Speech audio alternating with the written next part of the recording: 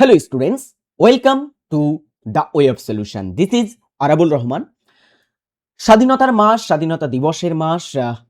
আজ 17ই আগস্ট 2026-এর গুরুত্বপূর্ণ current affairs আমরা চর্চা করব এবং বিগত কয়েকদিন 15, 16 এবং 17 আগস্ট এই কয়েকদিনের যে গুরুত্বপূর্ণ নিউজ এবং নিউজ আর্টিকেলস তার উপর থেকে আমরা এমসিকিউ ভিত্তিক কারেন্ট অ্যাফেয়ার্স চর্চা করব, যেমনটা করে থাকি আমরা। এবং বাংলা ভাষায় এরকম সমস্ত পরীক্ষার জন্য কারেন্ট অ্যাফেয়ার্স দেখতে হলে সাবস্ক্রাইব করো আজই চ্যানেলটিকে এবং আমার সাথে প্রতিদিন সকাল 6টাতে যুক্ত হবে এই চ্যানেলটিতে। TWS একাডেমি অ্যাপে যারা এখনো যুক্ত হওনি আজই ডাউনলোড করো TWS একাডেমি অ্যাপ। চলো শুরু করছি আমরা আজকের প্রথম কারেন্ট অ্যাফেয়ার্স দিয়ে। 2026 সালে ভারতের কততম স্বাধীনতা দিবস পালিত হয়েছে? সম্প্রতিকালে আমরা পালন করেছি আমাদের 15ই আগস্ট স্বাধীনতা দিবস এবং ভারত 1947 সালে 15ই আগস্ট ব্রিটিশ হুকুমতের কাছ থেকে স্বাধীনতা পেয়েছিল। তো সম্প্রতি আমরা 15ই আগস্ট কততম 2026 সালে স্বাধীনতা দিবস পালন করলাম? অ্যান্সার হচ্ছে 80তম। 80th ইন্ডিপেন্ডেন্স ডে 2026 সম্প্রতিকালে আমরা পালন করেছি এবং আরও একবার সকলকে 80তম স্বাধীনতা দিবসের অনেক অনেক শুভেচ্ছা আমার এবং TWS academy the way of solution ফ্যামিলির পক্ষ থেকে। চলো আমরা পরবর্তী কোশ্চেন্স দেখি। সম্প্রতি এই যে স্বাধীনতা দিবস উদযাপিত হলো, সেই স্বাধীনতা দিবস উপলক্ষে কেন্দ্র সরকার মোট কতজন কর্মীকে বীরত্ব ও সেবা মেডেল দেওয়ার কথা ঘোষণা করেছে?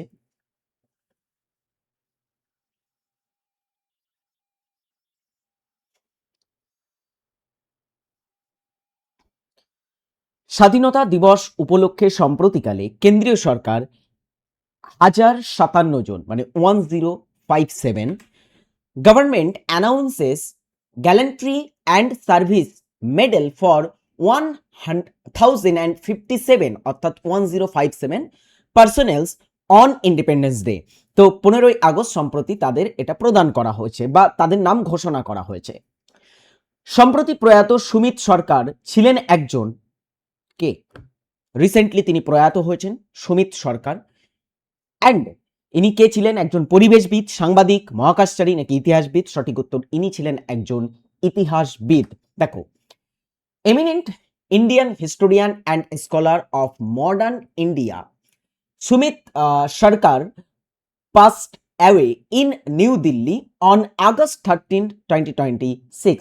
2026 সালে আগস্ট মাসে 13ই আগস্ট তিনি নতুন দিল্লিতে শেষ নিঃশ্বাস ত্যাগ করেছেন বা প্রয়াত হয়েছেন এবং তিনি হচ্ছেন আমাদের ভারতবর্ষের একজন বিশিষ্ট ইতিহাসবিদ এবং তিনি তার যে পাণ্ডিত্য, সেই পাণ্ডিত্যটা হচ্ছে মডার্ন হিস্ট্রি অর্থাৎ আধুনিক ভারতের ইতিহাসের উপরে। পরবর্তী প্রশ্ন 4, সম্প্রতিকে বিকশিত ভারতের জন্য সপ্ত ধারা রোডম্যাপ প্রকাশ করেছে? আমাদের ভারতবর্ষের একটি বিকশিত ভারত বলে একটা টার্ম ভারতবর্ষের রিসেন্ট টাইমে বিগত কয়েক বছর ধরে কিন্তু আমরা শুনে আসছি বিকশিত ভারত 2047 অর্থাৎ 2047 সালের আগে অর্থাৎ যে বছরে আমাদের ভারতের 80তম 100তম স্বাধীনতা দিবস উদযাপিত হবে বা ভারতের যে স্বাধীনতার বছর সেটা 100তম বছরে পড়বে, তখন ডিয়ার স্টুডেন্টস আমাদের ভারতকে একটা ডেভেলপড কান্ট্রিতে পরিণত করার জন্য ভারত সরকারের একটি উদ্যোগ বা ইনিশিয়েটিভ হচ্ছে বিকশিত ভারত 2047 এবং এই বিকশিত ভারতের জন্য সপ্তধারা বলে একটি রোড ম্যাপ প্রকাশ করেছে প্রধানমন্ত্রী Narendra Modi. Prime minister Narendra Modi on Saturday announce সপ্তধারা 7-point frame reform framework that will accelerate India's march toward its global of বিকশিত ভারত বাই 2047। অর্থাৎ ডিয়ার স্টুডেন্টস বলা হচ্ছে একটা 7 দফার সম্প্রতিকালে কাঠামো প্রকাশ করেছে, 7 দফার একটি সংস্কার কাঠামো প্রকাশ করেছে প্রাইম মিনিস্টার নরেন্দ্র মোদী, যেটার নাম সপ্তধারা। আচ্ছা, এটি আমাদের বিকশিত ভারত 2047 যেটা আছে সেটার যে অগ্রযাত্রা, সেই যাত্রাটিকে আরো ত্বরান্বিত করবে, আরো এক্সেলারেট করবে। অলরাইট, চলো এর পরবর্তী প্রশ্ন 5।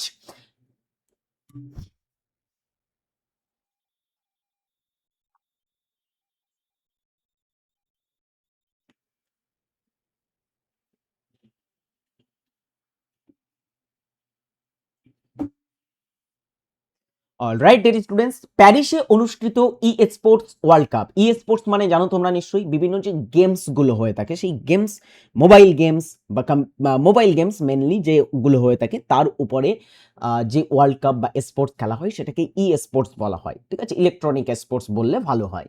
সো এই স্পোর্টস ওয়ার্ল্ড কাপ হয়েছে 2026 সালে প্যারিসে, ফ্রান্সে। এটাতে দাবা প্রতিযোগিতায় স্পোর্টস দাবা বা চেসে খেতাব জয় করেছেন কে? সঠিক উত্তর হবে ম্যাগনাস কার্লসেন। ইনি হচ্ছেন নরওয়ে দেশের একজন chess player. Magnus Carlsen wins esports world cup chess title for second consecutive years. পরপর 2 বছর তিনি এই টাইটেলটা জিতেছেন। এর আগের বছরেও তিনি চ্যাম্পিয়ন হয়েছিলেন। 2026 সালের আগস্ট মাসে হরমুজ প্রণালীতে শিপিং নিরাপত্তা সংক্রান্ত চুক্তিটি কোন দুটি দেশের মধ্যে স্বাক্ষরিত হয়েছে? রিসেন্ট টাইমে এই 2026 সালে সব থেকে আলোচিত যদি কোনো একটা স্থানের কথা বলা হয় সেটা হচ্ছে স্ট্রেট অফ হরমুজ বা হরমুজ প্রণালী। সেই হরমুজ প্রণালীতে আমরা জানি ইরান ব্লকেট করে রেখেছিল এবং সেইখান দিয়ে বিভিন্ন তোমার হচ্ছে যে তেলবাহী জাহাজ, সেই তেলবাহী জাহাজের উপরে রেস্ট্রিকশন লাগানো হচ্ছিল যে কোন জাহাজ যাবে কোন জাহাজ যাবে না। আগে সেটা ফ্রিলি ওখান থেকে মুভ করতে পারতো বিভিন্ন জাহাজ। তো এখন সম্প্রতিকালে আগস্ট মাসে দুটি দেশের মধ্যে হরমুজ প্রণালীর শিপিং নিরাপত্তা নিয়ে একটা চুক্তি হয়েছে। সেই দুটি দেশ হলো ইরান এবং ওমান। কেন হয়েছে? Iran Oman strike Hormuz shipping deal. দেখো এখানে এটা হচ্ছে ইরান দেশ আর এর ঠিক নিচে আছে এখানে ইউএই বলে দেশ। ঠিক আছে, তবে ইউএই ছাড়াও এখানে আরেকটি দেশ আছে ওমান নিচের দিকে, এবং এই ওমান দেশের কিছুটা অংশ এই হরমুজ প্রণালীর এখানে আছে। তো এই হরমুজ প্রণালী অ্যাকচুয়ালি ওমান এবং ইরানের মাঝখানে আছে, এবং স্ট্রেট অফ হরমুজ বা হরমুজ প্রণালী সেটা পারস্য উপসাগর বা পার্সিয়ান গালফকে গালফ অফ ওমানের সাথে কিন্তু কানেক্ট করে থাকে। অলরাইট, সো এখানে অবভিয়াসলি ইরান এবং ওমানের মধ্যে এই চুক্তিটা স্বাক্ষরিত হয়েছে এই অঞ্চলে বা স্ট্রেট অফ হরমুজ অঞ্চলে শিপিং নিরাপত্তা বা জাহাজ চলাচলের নিরাপত্তা নিশ্চিত করতে। নেক্সট প্রশ্ন 7, 2026 সালে কমনওয়েলথ ফেন্সিং চ্যাম্পিয়নশিপ জয় করেছে কোন দেশ?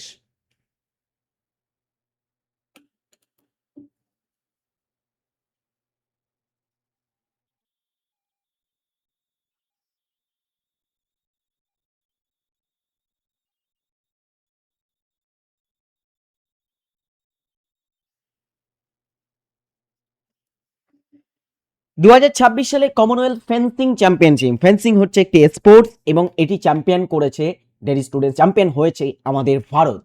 কমনওয়েলথ ফেন্সিং চ্যাম্পিয়নশিপ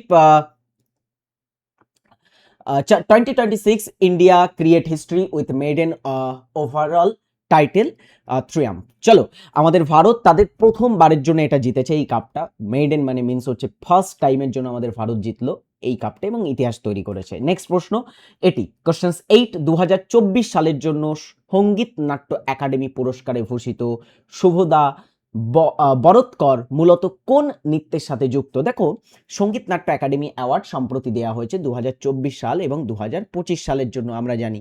তো 2024 এবং 2025 সালের জন্য অনেকেই সঙ্গীত নাট্য একাডেমি পুরস্কার পেয়েছেন, অনেক নৃত্যশিল্পী, অনেক সঙ্গীত শিল্পী। আমি তাদের লিস্ট তোমাদের একটি ক্লাসে কিন্তু করিয়ে রেখেছি, যদি না দেখে থাকো একটু খুঁজে দেখো, কয়েকদিন আগের ক্লাসে কিন্তু আমি সেটা তোমাদের প্রোভাইড করেছি। যাই হোক, 2024 সালের জন্য সঙ্গীত নাটক একাডেমি পুরস্কারে ভূষিত শুভদা বরৎকর একজন খুব প্রমিনেন্ট পার্সোনাল, এবং ইনি ডিয়ার স্টুডেন্টস সম্প্রতিকালে যে সঙ্গীত নাট্য একাডেমি পুরস্কার পেলেন সেটি ওডিসি ড্যান্সের জন্য। দেখো, Sangeet Natak Akademi award for Odissi exponent, বিখ্যাত ওডিসি নৃত্যশিল্পী Varadkar, also former Irish PM cousin, আয়ারল্যান্ডের বা আইরিশ প্রাইম মিনিস্টার, প্রধানমন্ত্রীর তিনি কাজিন, বুঝতে পারছো? তো সেই কারণে খুব বিখ্যাত তার নামটা। দেখো, Shubhada Varadkar is the first cousin of the former Irish prime minister Taoiseach. এটার উচ্চারণ তাওইশিক এরকম দেখাচ্ছে, বা তাওশেক দেখাচ্ছে, বাট এটার অ্যাকচুয়াল উচ্চারণ হবে টিশাক। ওকে, তো টিশাক যার নাম হচ্ছে লিও ভরৎকর, বুঝতে পেরেছো? তো লিও ভরৎকরের তিনি কাজিন। যাই হোক, টিশাক হলো আয়ারল্যান্ড সরকারের প্রধান বা প্রধানমন্ত্রীকে বলা হয়ে থাকে। এটা দেখতে তাওশেকের মতো, বাট এটার উচ্চারণ হয়ে থাকে টিশাক। উত্তরপ্রদেশের ঝাঁসিতে অবস্থিত কোন বাঁধটিকে সম্প্রতি ওয়ার্ল্ড হেরিটেজ ইরিগেশন স্ট্রাকচার হিসাবে স্বীকৃতি দেওয়া হয়েছে? ওয়ার্ল্ড হেরিটেজ, বিশ্ব ঐতিহ্যবাহী ইরিগেশন মানে সেচ, সেচ একটা স্ট্রাকচার হিসাবে সম্প্রতিকালে স্বীকৃতি দেওয়া হয়েছে কোন বাঁধটিকে? অবভিয়াসলি সর্দার সরোবর বাঁধ আমরা জানি এটি গুজরাট রাজ্যে অবস্থিত আছে, তাই তো? তাহলে এটি উত্তর হবে না। তেহেরি বাঁধ কোথায় আছে? উত্তরাখণ্ডে অবস্থিত আছে, উত্তরাখণ্ডে। ফারাক্কা বাঁধ অবভিয়াসলি ওয়েস্ট বেঙ্গল অর্থাৎ পশ্চিমবঙ্গে অবস্থিত আছে, তাহলে এখানে পড়ে থাকছে কোনটি? অ্যান্সার হচ্ছে পারিছা বাঁধ এবং অপশন ডি এই কারণে সঠিক উত্তর হবে। দ্য 140, ওকে, 140 বছর 140th years old Paricha Dam in Jhansi has been recognized as the World Heritage Irrigation Structure by the International Commission on Irrigation and Drainage। তাহলে এই যে সংস্থা ICID বলে যে সংস্থা বা অর্গানাইজেশন আছে, কমিশন আছে, তাদের দ্বারা এটা স্বীকৃতি দেওয়া হয়েছে। নেক্সট প্রশ্ন, এটা অত্যন্ত ইম্পর্টেন্ট কোশ্চেন। প্রথম আরব দেশ হিসাবে কোন দেশটি সম্প্রতি আনুষ্ঠানিকভাবে মৃত্যুদণ্ড বাতিল করেছে? আরাবিয়ান যে কান্ট্রিগুলো আছে সেখানে সব কান্ট্রিতেই মোটামুটি মৃত্যুদণ্ডতা আছে, ঠিক আছে? সো একটা দেশ ফার্স্ট আরব কান্ট্রি হিসাবে মানে আরব মিন্স হচ্ছে যে মিডল ইস্টের কান্ট্রিগুলো আছে তাদের মধ্যে যেখানে যেখানে অ্যারাবিক ভাষায় কথা বলা হয় ওটাকে আরব ওয়ার্ল্ড বলা হয়। সো প্রথম আরব কান্ট্রি বা আরব দেশ হিসাবে মৃত্যুদণ্ডকে বাতিল করেছে লেবানন। দেখো, Lebanon become the first Arab country to abolish death penalty, AIR.নিউজে কিন্তু এটা দেয়া হয়েছিল। ওকে, লেবানন রাজধানী বৈরুত এবং লেবাননের মুদ্রার নাম লেবানিজ পাউন্ড এবং লেবাননের একটা প্রতীক আছে জানো, পাইন গাছ। পাইন গাছ লেবাননের পতাকায় দেখতে পাওয়া যায়। অলরাইট, দেখো এটা থেকে অত্যন্ত গুরুত্বপূর্ণ এই প্রশ্নটা এবং এটা আপকামিং বিভিন্ন পরীক্ষায় কিন্তু থাকবে, বারবার বলে দিচ্ছি এটা অত্যন্ত ইম্পর্টেন্ট যেহেতু ফার্স্ট আরব কান্ট্রি হিসাবে মৃত্যুদণ্ড বাতিল করেছে। চলো, এই ছিল আমাদের আজকের ক্লাস। সরি, এখনো কোশ্চেন্স আছে, মানে জিকে কোশ্চেন্স আছে, বাট কারেন্ট অ্যাফেয়ার্স 10টি গুরুত্বপূর্ণ। এবার বর্তমানে TWS একাডেমিতে এই সমস্ত ব্যাচগুলো চলছে, তোমরা যারা অ্যাডমিশন নিতে চাও অবভিয়াসলি চেক আউট করো TWS একাডেমি অ্যাপকে এবং অ্যাডমিশন নিয়ে ফেলো। চলো শুরু করছি আজকের প্রথম প্রশ্ন দিয়ে। অরবিন্দ ঘোষ কোন রাজনৈতিক মতাদর্শের অনুসারী ছিলেন?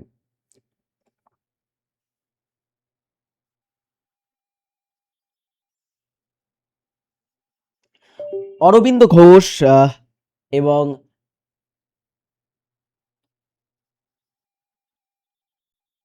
লালা লাজপত রায়, তিলক বা বাল গঙ্গাধর তিলক, এরা না, অরবিন্দ ঘোষ, লালা লাজপত রায়, বাল গঙ্গাধর তিলক, এরা ছিল ডেড স্টুডেন্টস চরমপন্থী। তো এখানে সঠিক উত্তর হচ্ছে অপশন এ, তারা চরমপন্থী নেতা ছিলেন কংগ্রেসের। অরবিন্দ ঘোষ কংগ্রেসের একজন নেতা ছিলেন। এছাড়া নরমপন্থী নেতাদের মধ্যে কারা ছিল? নরমপন্থী নেতাদের মধ্যে সুরেন্দ্রনাথ, গোপালকৃষ্ণ গোখলে, এরা ছিল নরমপন্থী নেতাদের মধ্যে। নেক্সট প্রশ্ন এটি, 3 ফরম্যাট মিলিয়ে আন্তর্জাতিক ক্রিকেটের দ্বিতীয় সর্বোচ্চ রান সংগ্রাহক হলেন কে? সম্প্রতি এই রেকর্ডটা গড়েছিল একজন। 3টে ফরম্যাট আন্তর্জাতিক স্বীকৃতি দেওয়া আছে, একটা হচ্ছে টেস্ট ক্রিকেট, আরেকটা হচ্ছে ODI মানে ওয়ান ডে ইন্টারন্যাশনাল, এবং একটা হচ্ছে T20 ক্রিকেট। এই যে 3টে ক্রিকেট আছে, 3টে ফরম্যাট মিলে সব থেকে সেকেন্ড হাইয়েস্ট রান স্কোরার যিনি হলেন তিনি হলেন, হ্যাঁ সরি, এটা বিরাট কোহলি হবে। হ্যাঁ, কিং কোহলি, বিরাট কোহলি। বিরাট কোহলি ফ্যানেরা রাগারাগি করবে, বলবে স্যার KL রাহুল কবে থেকে হলো? দেখো আমি এখানে লিস্টও দিয়েছি, most run in career in test, ODIs and T20s। এখানে দেখো সচিন টেন্ডুলকার, তিনি 1998 থেকে 2003-এর মধ্যে খেলেছিলেন এবং অলমোস্ট তিনি ডের স্টুডেন্টস 782টির উপরে ইনিংস খেলেছেন এবং অবভিয়াসলি তার সময় T20 ক্রিকেটটা ছিল না, তিনি টেস্ট আর ODI মেনলি খেলেছেন এবং 34,357 রান করেছিলেন। তার মধ্যে 100টিটার 100 আছে, 100টি সেঞ্চুরি করে রেখেছেন। বিরাট কোহলি, তিনি তোমার হচ্ছে 28,000, এখনও খেলছেন অবভিয়াসলি, তিনি 28,359 রান করে দ্বিতীয় পজিশনে আছেন এবং তার টোটাল আমরা দেখব 85টা সেঞ্চুরি আছে। খুব ইম্পর্টেন্ট, তার কতগুলো সেঞ্চুরি আছে পরীক্ষায় প্রশ্ন আসতে পারে। 85টা সেঞ্চুরি আছে বিরাট কোহলির। ঠিক আছে, নেক্সট প্রশ্ন, গোপাল কৃষ্ণ গোখলে কোন রাজনৈতিক, হ্যাঁ দুটো একই টাইপের প্রশ্ন হয়ে গেল না? গোপাল কৃষ্ণ গোখলে কোন রাজনৈতিক মতাদর্শের ছিলেন? চলো উত্তর করো। গোপাল কৃষ্ণ গোখলে ছিলেন নরমপন্থী। ওকে, নরমপন্থী, মডারেট। মধুবনী চিত্রকলা ঐতিহ্যগতভাবে ড্যাশ অঞ্চলে চর্চা করা হয়? কোন অঞ্চলে মধুবনী চিত্রকলা চর্চা করা হয়?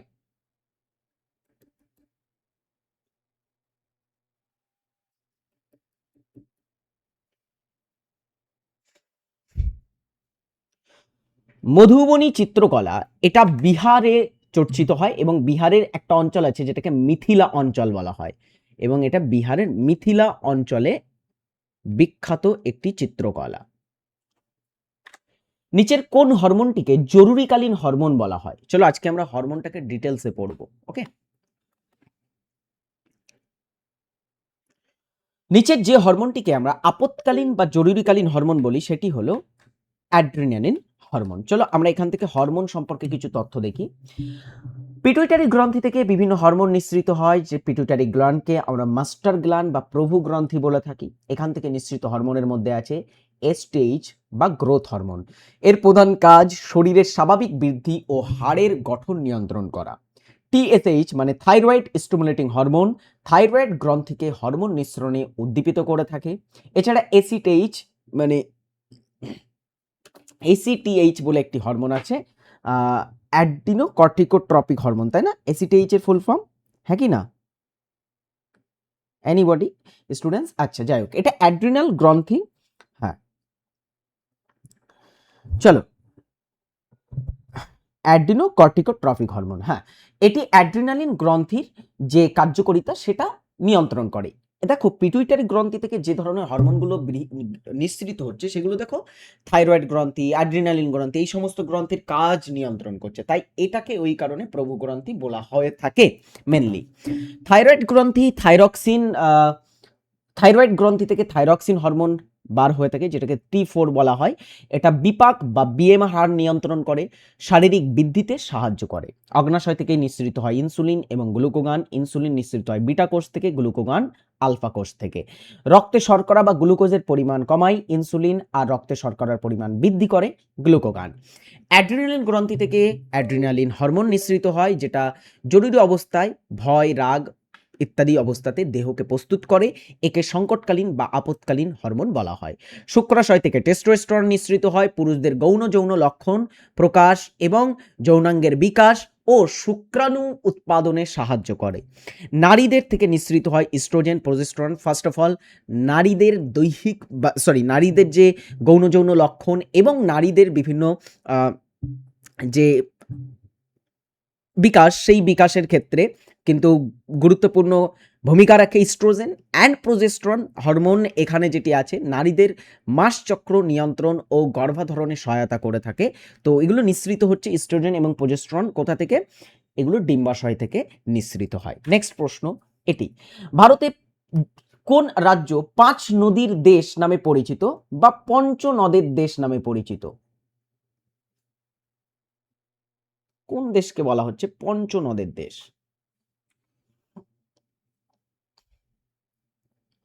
পঞ্চনদের দেশ নামে পরিচিত পাঞ্জাব। চলো এরপরে, বাংলা ভাষায় মহাভারত এর লেখক কে ছিলেন? এখানে লেখক হবে, হ্যাঁ। আচ্ছা, মহাভারতের লেখক ছিলেন কে? মানে বাংলা ভাষায় একজন মহাভারত লিখেছিলেন এবং মহাভারতটা লিখেছিলেন কে? কাশিরাম দাস, কীর্তিবাস ওঝা। অ্যান্সার হচ্ছে কাশিরাম দাস বাংলা ভাষায় মহাভারতের একজন রচয়িতা ছিলেন। কোন আইন লর্ড মেয়ো সংস্কার করেছিলেন?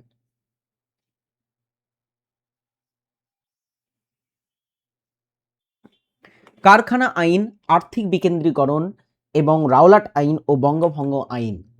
যেটি আইন বললে ভুল হবে, একটা নীতি। হ্যাঁ, কোন আইন বা কোন নীতি, নীতি বা পলিসি লর্ড মেয়ো সংস্কার করেছিল সেটা হচ্ছে আর্থিক বিকেন্দ্রীকরণ নীতি তিনি এনেছিলেন।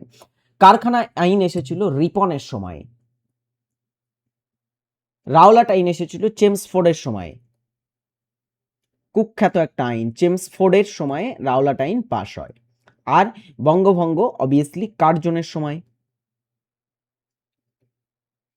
নেক্সট প্রশ্ন 9, ডেন্ড্রোক্রোনোলজি কোনটি অধ্যয়নের বৈজ্ঞানিক পদ্ধতি?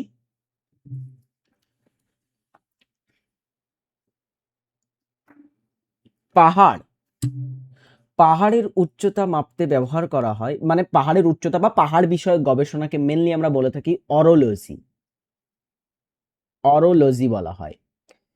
আর মাটির গবেষণা, মাটির আর্দ্রতা বলতে মেনলি মাটির গবেষণাকে আমরা বলি পেডোলজি, তাই তো, পেডোলজি। সমুদ্রের হাইড্রোলজি, জল নিয়ে গবেষণা করা। যাই হোক, বৃক্ষের বয়স গবেষণাকে আমরা সাধারণত ডেন্ড্রোক্রোনোলজি বলে থাকি। দেখো এছাড়া আরও কিছু এখানে আহ, নাম দেওয়া আছে এবং সেটা কি বিষয়ক বিদ্যা সেটা দেয়া হয়েছে, এটা থেকে প্রশ্ন আসে কিন্তু পরীক্ষায়। মাইকোলজি ছত্রাক বিষয়ক অধ্যয়ন, অঙ্কোলজি ক্যান্সার বিষয়ক অধ্যয়ন, পামোলজি ফল বিষয়ক অধ্যয়ন, এটা খুব আসে পরীক্ষায়, পামোলজি কি বিষয়ক অধ্যয়ন, অর্নিথোলজি পাখি অধ্যয়ন, পেডোলজি মোস্ট ইম্পর্টেন্ট মৃত্তিকা অধ্যয়ন, এন্টোমোলজি মোস্ট ইম্পর্টেন্ট কীট পতঙ্গের অধ্যয়ন, ডার্মাটোলজি চর্ম, আর্কিওলজি প্রত্নতত্ত্ব এবং অ্যানথ্রোপোলজি নৃবিদ্যা, এটাও কিন্তু খুব ইম্পর্টেন্ট। নৃবিদ্যা মানে হচ্ছে স্টাডি অফ হিউম্যান, মানব বিষয়ক বিদ্যাকে বোঝাচ্ছে। প্রশ্ন 10, উত্তর করে ফেলো এটির। দিবং জলবিদ্যুৎ প্রকল্প ভারতের কোন রাজ্যে প্রস্তাবিত ও নির্মিত হচ্ছে? দিবং বলে একটি জলবিদ্যুৎ প্রকল্প,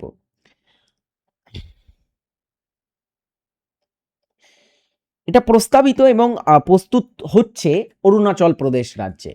একটা বাড়ির কাজ দিয়ে আজকের আমরা ক্লাসটি শেষ করব। পদাতিক কবি নামে কে পরিচিত ছিল? সকল স্টুডেন্টস কমেন্ট বক্সে এটার উত্তর জানাবে। আজকের জন্য আমরা এখানেই ক্লাসটি শেষ করব। নেক্সট পর্বে, পরের দিনের পর্বে তোমাদের সাথে দেখা হচ্ছে আরও একটি গুরুত্বপূর্ণ এরকম কারেন্ট অ্যাফেয়ার্সের সেশন নিয়ে। ততক্ষণের জন্য ভালো থাকবে, সুস্থ থাকবে। জয় হিন্দ, জয় ভারত, টাটা।